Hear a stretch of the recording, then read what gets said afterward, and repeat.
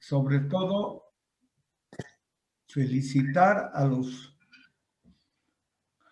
organizadores porque nos permiten de alguna manera aportar con alguito al gran problema que estamos viviendo. Me voy a permitir compartir la lámina número 1, mejor dicho, la introducción. Ingeniero Arapa, si me ayuda. Sí, enseguida.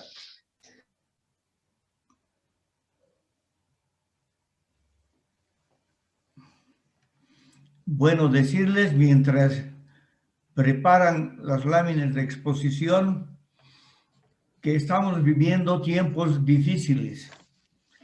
Yo creo que todos en general tenemos parientes, tenemos amigos que ya nos han dejado. También tenemos personas enfermas a las cuales podemos ayudar. Ayudar en el sentido de que es normal que aconsejan utilizar el agua para poder lavar, para poder eliminar suciedades juntamente con el jabón.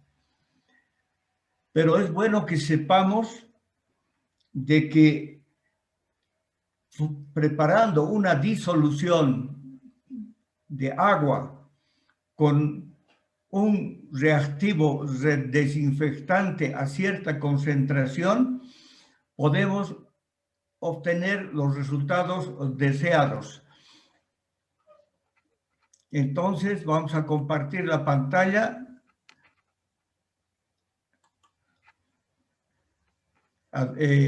Arapa, ¿me ayudas? ¿Tienes las láminas? Sí, ingeniero, estamos un ratito ordenando. Dame un minuto y enseguida se lo comparto. Gracias. Por favor, la primera.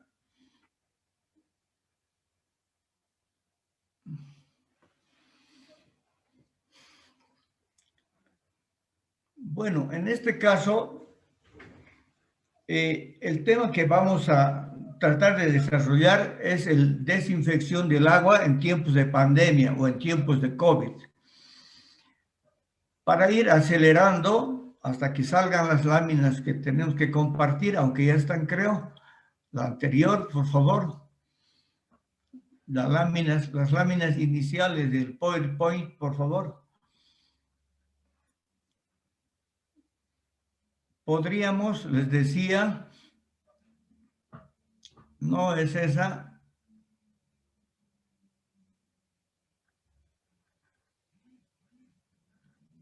La inicial.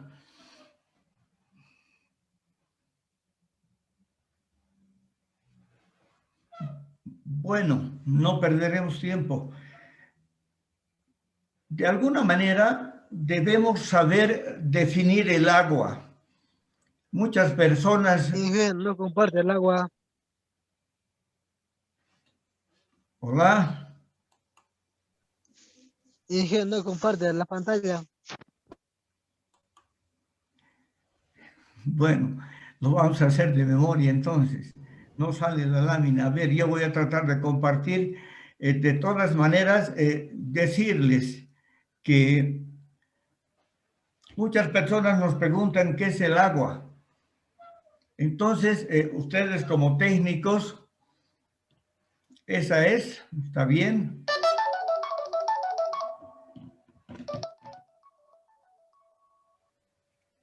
Ya está. Esa es. Entonces,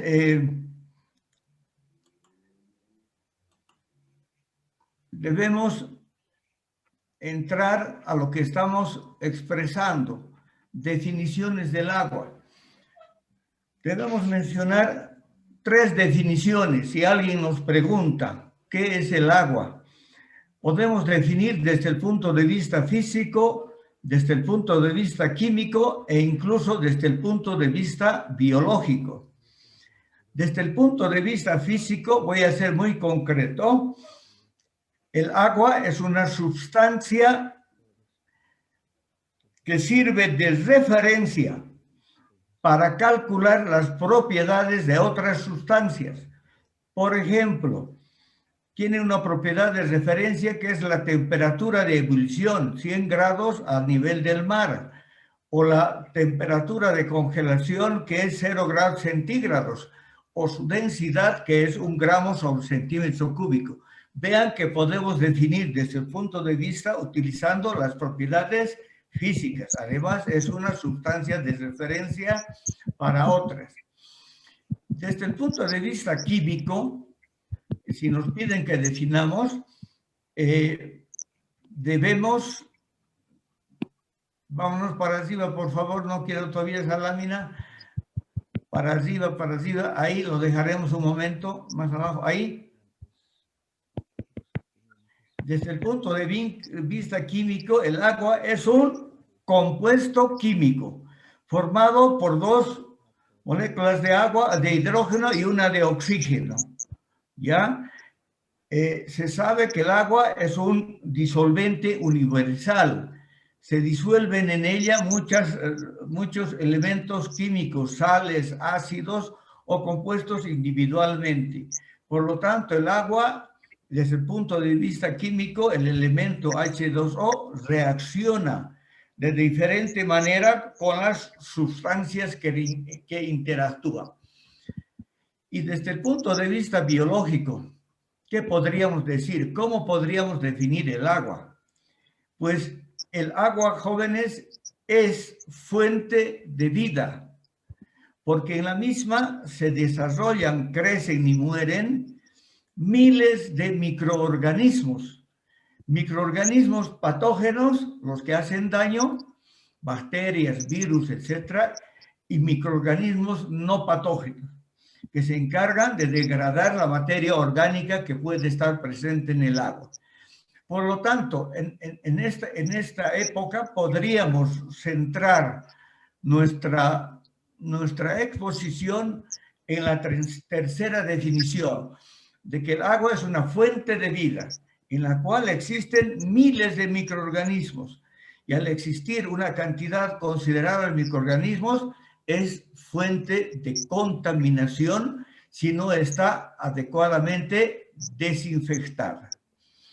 Con esa introducción, vamos a bajar un poquito la lámina, por favor, y vamos a ver el proceso de tratamiento y potabilización del agua.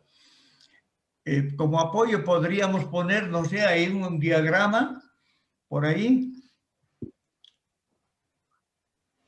Mientras lo encuentra el compañero, podríamos decirles que el proceso de potabilización del agua debe seguir diferentes etapas, precisamente hasta llegar a la etapa de desinfección. Una de las principales etapas es la desarenación, cuando el agua está sumamente turbia. Gracias. Y esto, si pueden ampliar, por favor, y esto elimina los sólidos mayores, ¿vale? Es decir, cieno, grava, tierra, sílice. Posteriormente es posible, gracias, es posible luego de la desarenación hacer la predecantación, o que es sinónimo de sedimentación. En esta etapa se eliminan los sólidos finos en un sedimentador a través del proceso de sedimentación física que sigue la ley de Stock.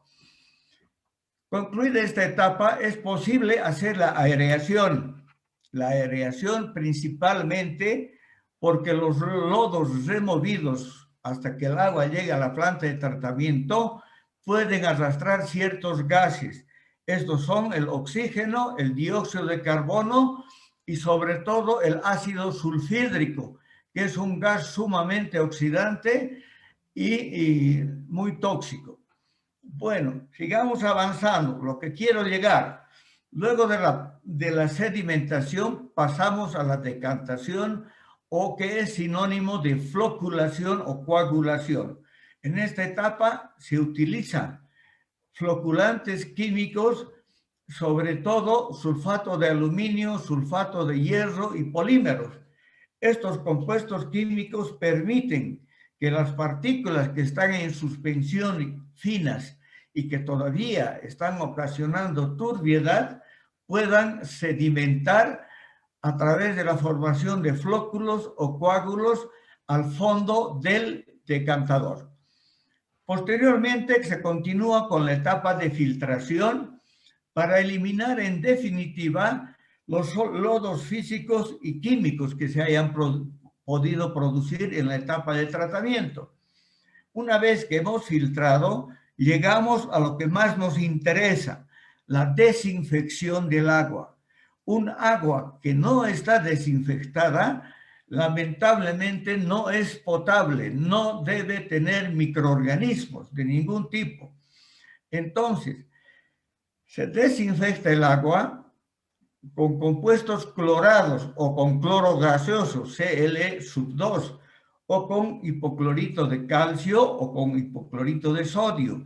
En concentraciones definidas se produce la desinfección del agua para que tenga un residual de cloro de 0.2% el agua.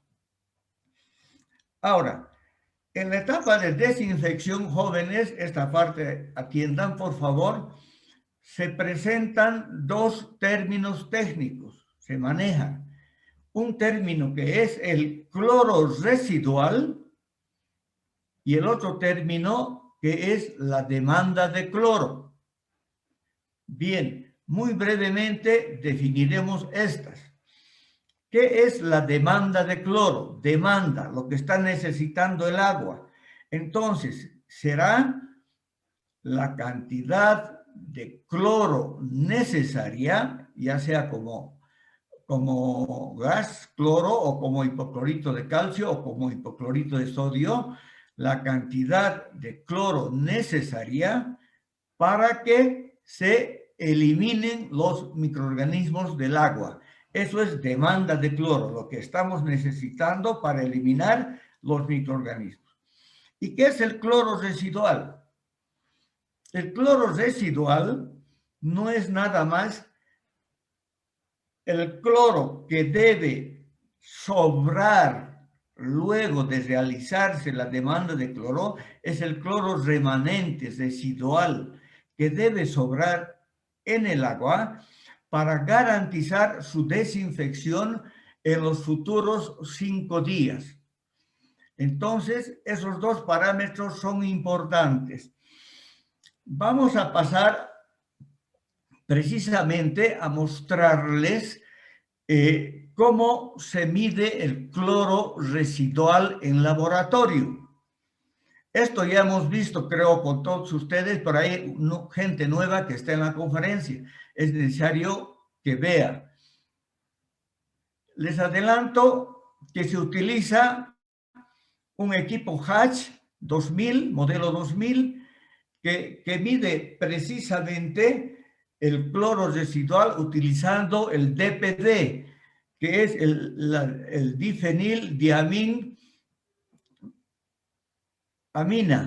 Entonces, este compuesto, el DPD, se introduce al volumen de agua 20 miligramos para 25 mililitros. Pero de todas maneras, esto lo vamos a ver con una explicación con mi auxiliar de docencia. Por favor, el video 1, ¿me lo puede poner el ingeniero?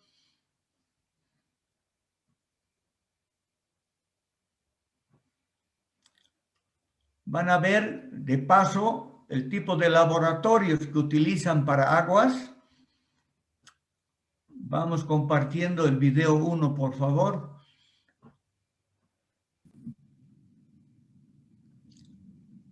Es el otro, Ya. no es este, es el otro.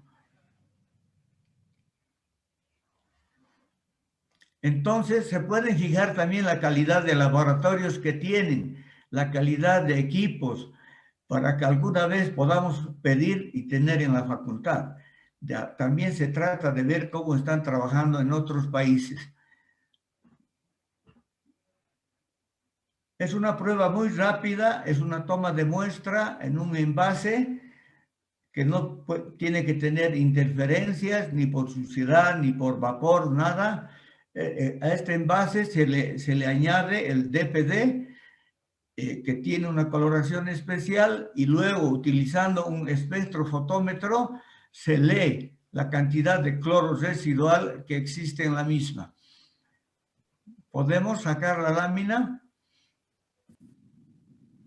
Está cargando, ingeniero. Enseguida ese es el video, me confirma. Ya, esa es. Dale todo el volumen y amplíale a mi auxiliar.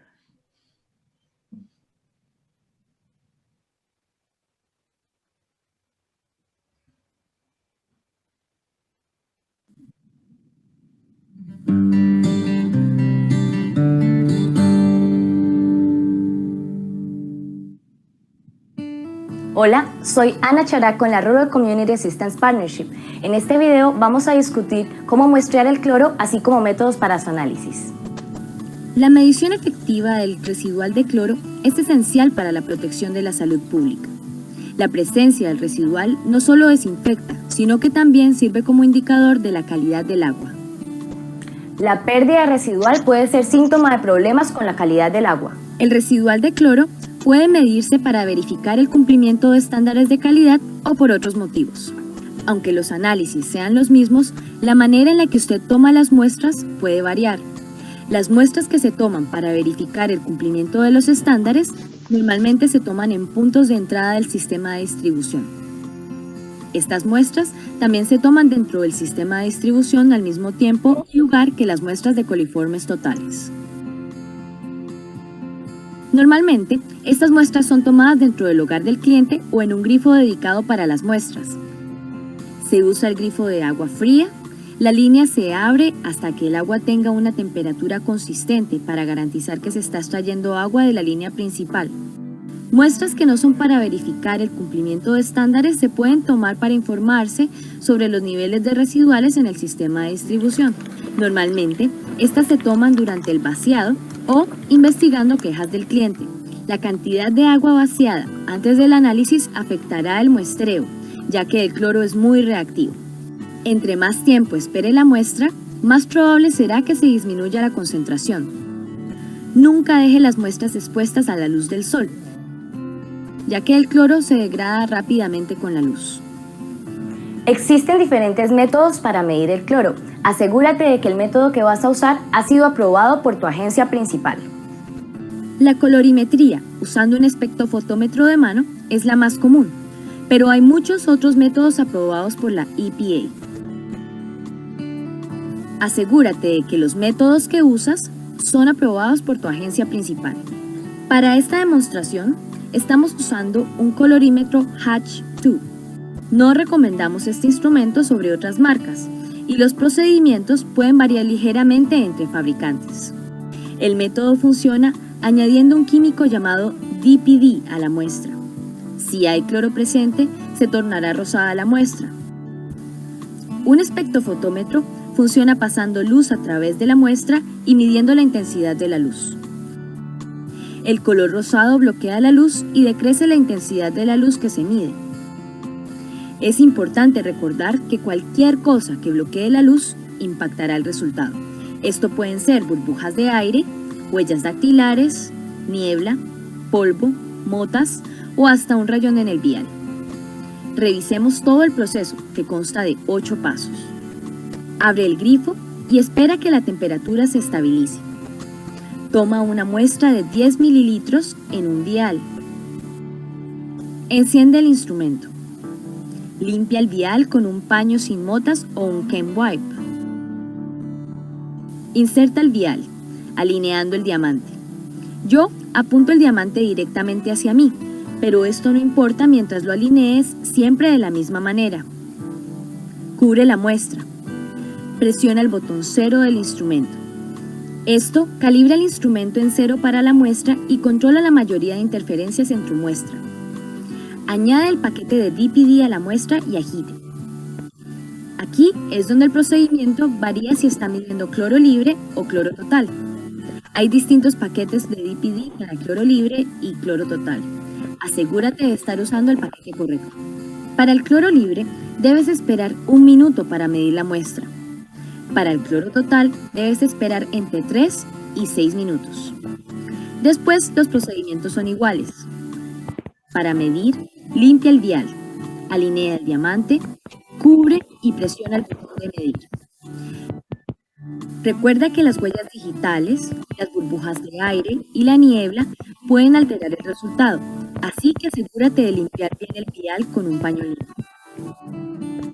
Ten en cuenta que puede haber interferencias. El hecho de que el instrumento presente un valor no significa que haya cloro presente. En nuestros entrenamientos, usando agua deionizada, que no tiene cloro, nuestros estudiantes han observado concentraciones residuales en el rango de 0.01 a 0.1 miligramos por litro. Reconocer esto e identificar un límite mínimo para reportar tus resultados es importante para asegurarse de que el cloro está de hecho presente. Finalmente, necesitas revisar periódicamente la calibración del instrumento. Esto puede hacerse con muestras preparadas o chequeos de estándares de calibración. Los requerimientos varían de un estado a otro. Como mínimo, debes establecer la frecuencia y el método para la calibración. Mantener registros de las calibraciones es esencial. En este video discutimos un método común para la medición del cloro. Te recomendamos especialmente que revises los métodos específicos para tu instrumento. Los métodos pueden variar, así que si tienes dudas, sigue los recomendados para tu instrumento. Para más información sobre el cloro residual y otros tópicos, visita nuestro website en rcap.org.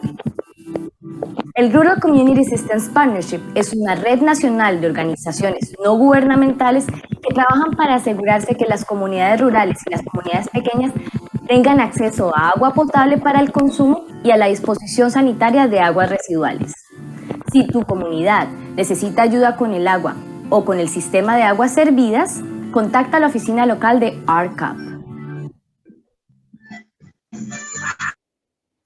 Bueno, les agradezco por ver este video. En resumen, ¿qué hemos visto? Es una toma de muestra de agua. Se puede seguir diferentes técnicas. Además, ya hemos avanzado un capítulo especial de toma de muestras.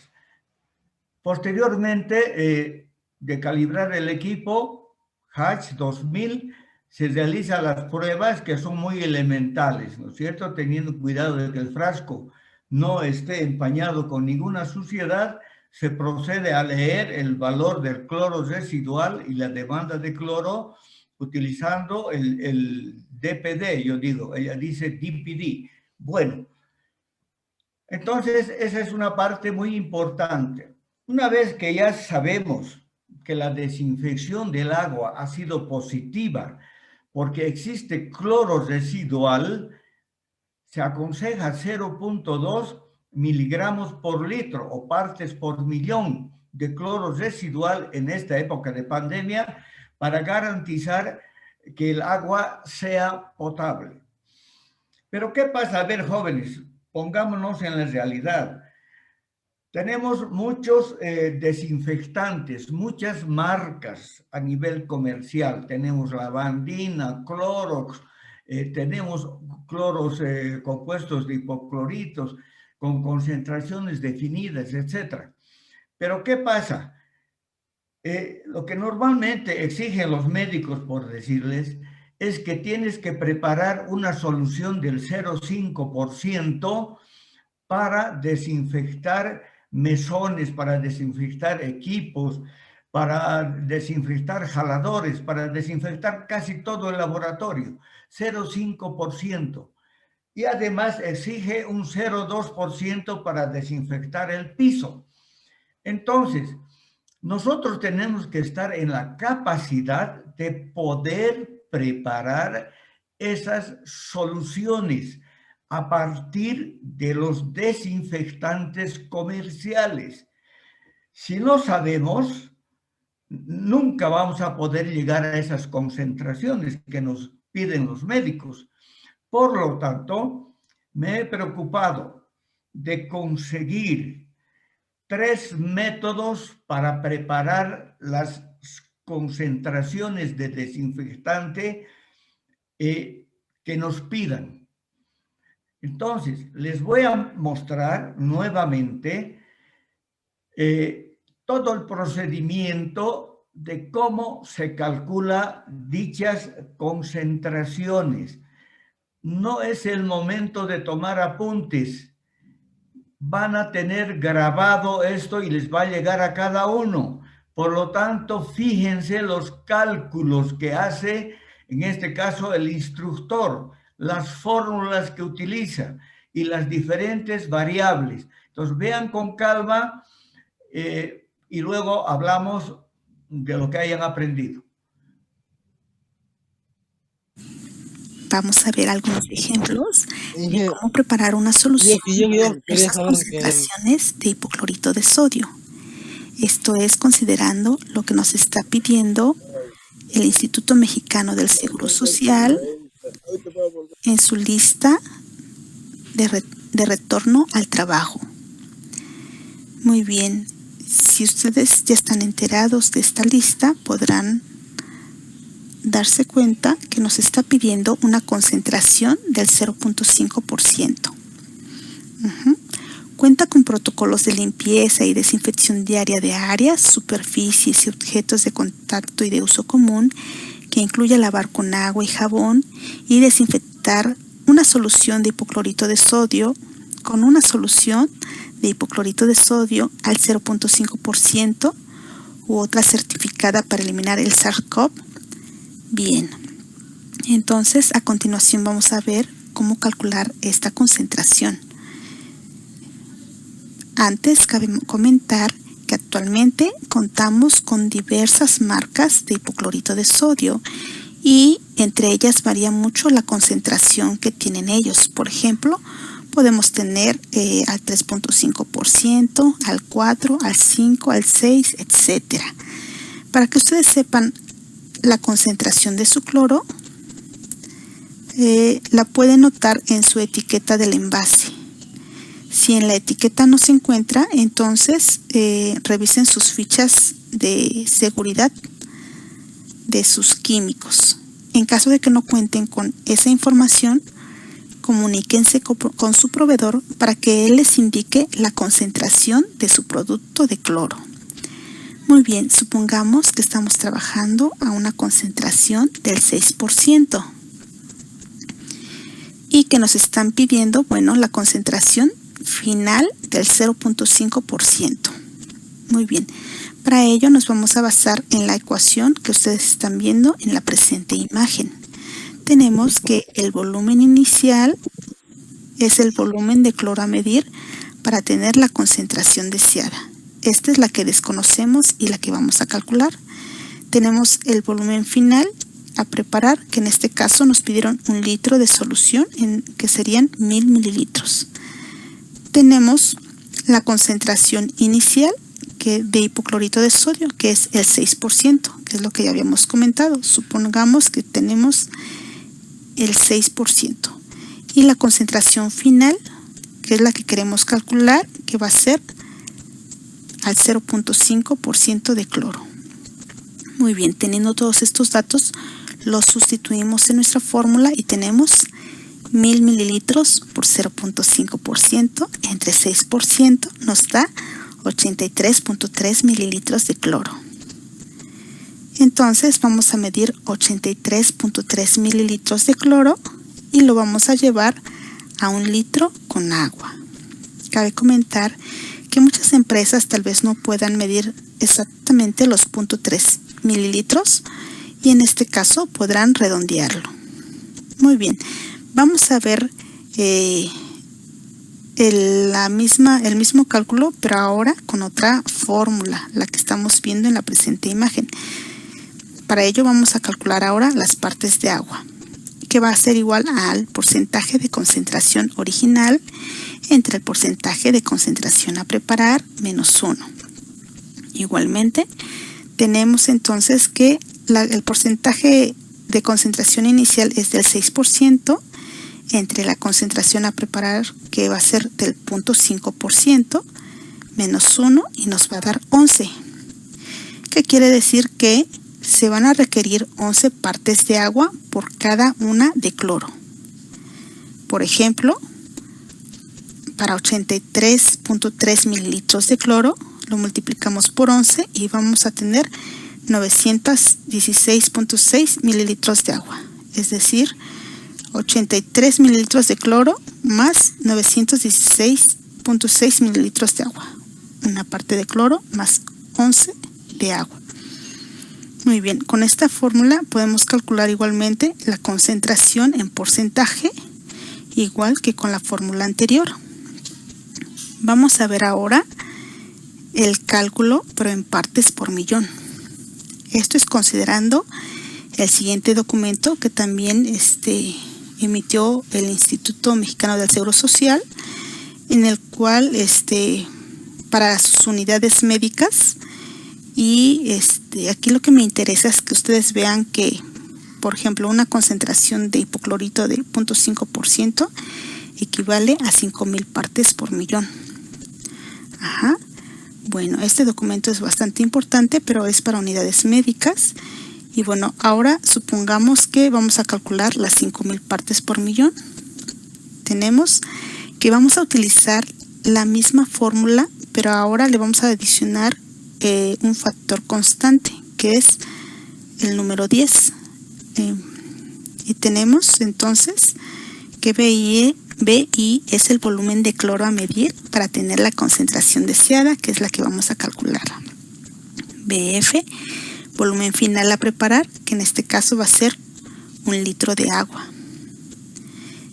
El CI, que va a ser la concentración inicial de hipoclorito de sodio, que en este caso, bueno, es del 6%, y CF, que es la concentración final a la que se quiere llegar en partes por millón, que en este caso van a ser 5,000 partes por millón. Bien, sustituyendo los datos tenemos 1 litro por 5,000 partes por millón entre 6% por 10 y tenemos 83.3 mililitros de cloro. Es decir, vamos a disolver 83.3 mililitros de cloro con 916 mililitros de agua para tener una concentración de 5,000 partes por millón.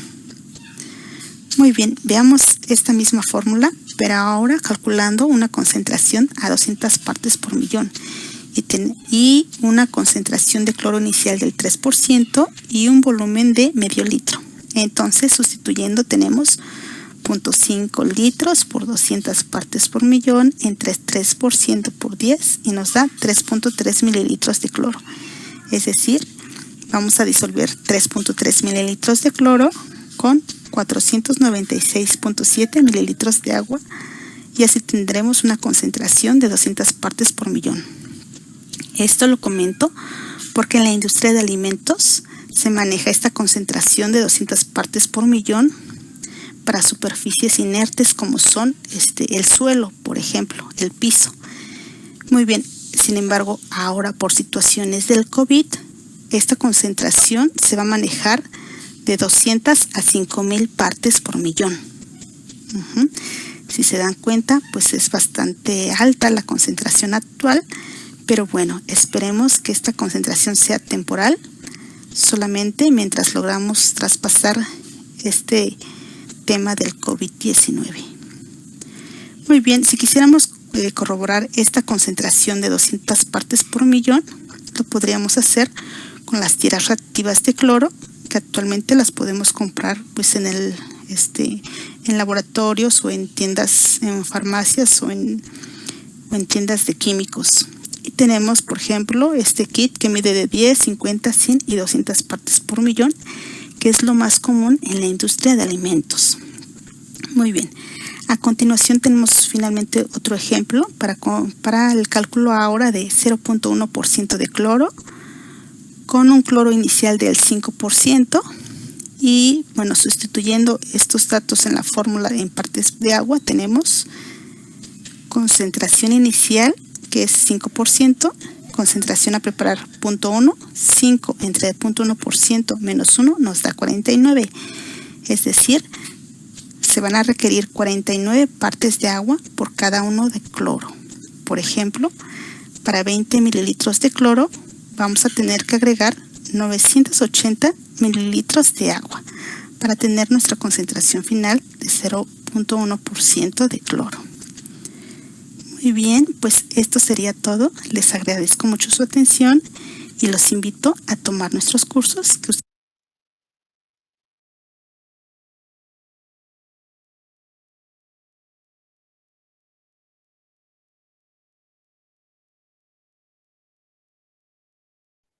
Ingeniero Johnny Avilés, ya el video ha concluido. Podríamos seguir con la parte de su explicación, por favor. Sin micrófono.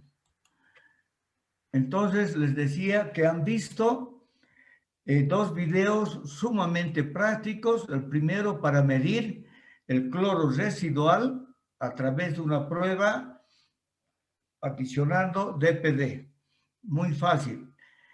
Y la segunda, básicamente, les ha presentado mi auxiliar una explicación muy detallada de la utilización de las fórmulas para sacar concentraciones al 5% o partes por millón, todas las variaciones que podrían pedir los institutos médicos. Entonces, no es utilizar directamente lavandina o clorox. Sus concentraciones hay que saberlas preparar. Y ahí tienen toda la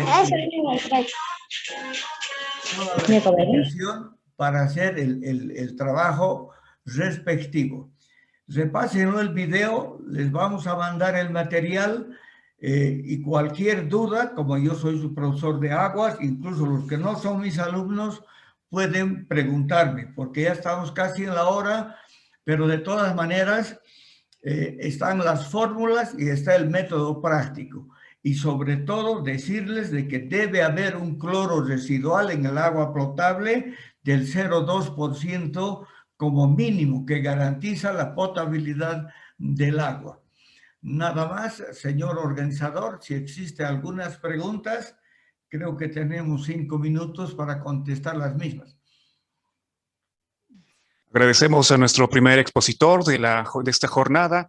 También vamos a realizar este sector de preguntas para todos nuestros cursantes. Tenemos el chat habilitado para ustedes para que podamos leer sus preguntas y también saldar las dudas que tengamos en esta primera jornada.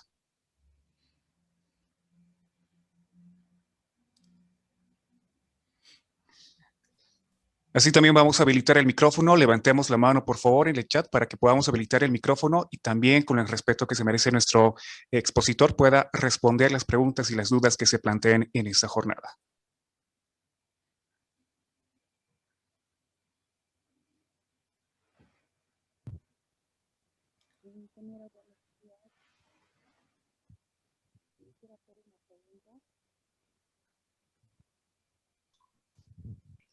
Bueno, ya tenemos la primera pregunta, ingeniero. Nos plantea la universitaria Andrea Cuiza, nos consulta: el agua para consumo es 0.02% de cloro residual, ingeniero. Es 0,2% o 0,2 miligramos por litro o 0,2 partes por millón. Miligramos por litro equivale a partes por millón. También es una unidad equivalente. Muchas gracias, ingeniero. Tenemos otra consulta en el chat. Agradecemos a las personas que están comentando en este momento en este chat. Vamos a realizar esta consulta, ingeniero. Vamos a subir un poquito el chat. Nos dice: ingeniero, buenas tardes. ¿Se puede preparar el amonio cuaternario? Perdón, buenos días. El amonio cuaternario a misma concentración, ingeniero. No, porque el amonio cuaternario es otro compuesto químico cuyas concentraciones de uso varían con las del cloro. Por lo tanto, hay que revisar la bibliografía del amonio cuaternario, que también es un desinfectante, pero hay que revisar exactamente las concentraciones para que pueda actuar como desinfectante. No son las mismas concentraciones. Muchas gracias, ingeniero. Continuamos con las consultas que nos realizan nuestros participantes de este ciclo de conferencias. Nos consultan: en aguas de piscinas, en tiempos de pandemia, ¿cuánto de cloro residual debería haber, ingeniero? Mínimo 0,3%. mínimo. El agua de consumo es 0,2, pero en aguas de piscina tiene que ser más elevada, 0,3, 0,5 a 0,6 ya es muy alto. Entonces no es meterle por meterle. El cloro en exceso tiene efectos negativos. Muchas gracias, ingeniero. Vamos a realizar la última consulta de esta jornada de exposición. Bueno, nos consultan, ingeniero, el cloro para desinfección, ¿en qué porcentaje es necesario y si difiere para diferentes superficies y si el uso de amonio cuaternario es mucho mejor? Esta es la consulta, ingeniero. Adelante. Los dos sirven. El amonio cuaternario es desinfectante, pero hay que revisar sus concentraciones. No he hecho el resumen sobre amonio cuaternario. Pero para cloro, en el ejemplo que ha dado la expositora, 0,2% para pisos e incluso están pidiendo los médicos 0,5% para mesones y equipo quirúrgico. Entonces, según la necesidad del cliente, se puede preparar 0,5 para mesones, que es alto, y 0,2 para pisos, normalmente.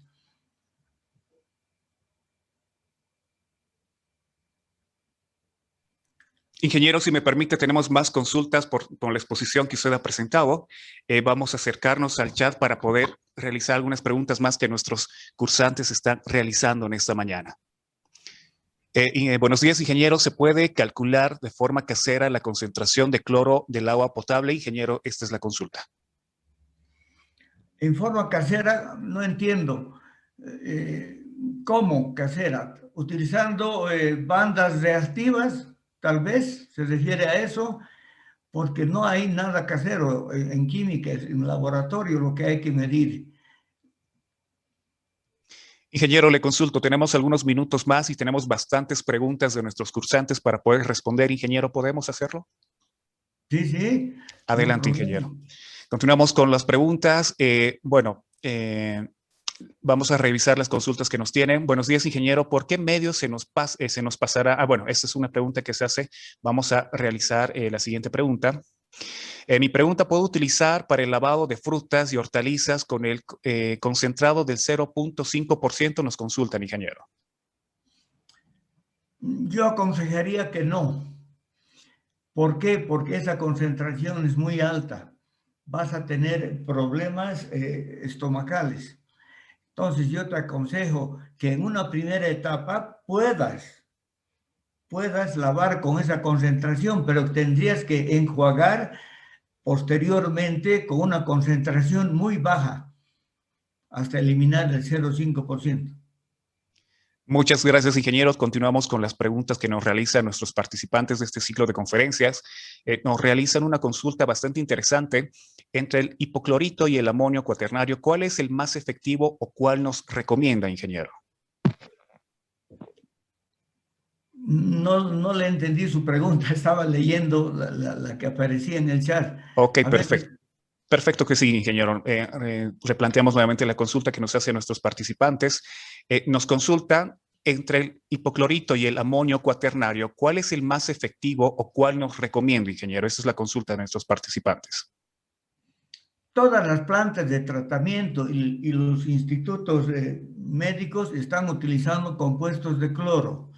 Amonio cuaternario, muy poco. Bueno, vamos a ya cerrar algunas consultas que tenemos. Esto va a ser la última consulta, ingeniero, por el tiempo que estamos teniendo en este momento, porque estamos respetando el orden de nuestros expositores. Vamos a realizar la última pregunta, ingeniero. La consulta es, ¿cómo podemos hacer la prueba de desinfección? A ver, vamos a regresar. La prueba de desinfección en casa, ya que no contamos con un laboratorio. Esta es la consulta que nos hacen. Si revisas las fórmulas, partes de una concentración inicial en porcentaje de los productos que nos ofertan. Lavandina, cloro, varios productos que ha mostrado la expositora. En esos tiene que tener la concentración de oferta. Entonces, utilizando esa concentración, puedes calcular, si es al 0,6% que normalmente vienen los productos comerciales, puedes calcular al 5%, al 3%, al 2%, utilizando esas fórmulas. Las fórmulas que ha presentado ahí, ¿no es cierto? Concentración inicial, concentración final. Esas fórmulas sirven para medir la cantidad del reactivo y luego envasar a 1 litro de agua normalmente. Practica con esas ecuaciones y vas a poderlo calcular en tu casa. No es necesario para medir las concentraciones tener un laboratorio. Sí, para medir el cloro residual tenemos que tener un laboratorio. Agradecemos la presencia de nuestro primer expositor. Vamos a dar el agradecimiento correspondiente al ingeniero Johnny Avilés, que nos ha compartido el tema de desinfección de agua en tiempos de COVID. Ingeniero, le quedamos muy agradecido. Hay muchas preguntas pendientes, pero estoy seguro que con nuestros siguientes expositores también van a poder saldar estas consultas que tenemos en este ciclo de conferencias 2021. Para continuar con el tema de ya el ciclo de conferencias, vamos a presentar a nuestro siguiente expositor. Voy a presentar... Perdón, a tiempo de agradecer a los organizadores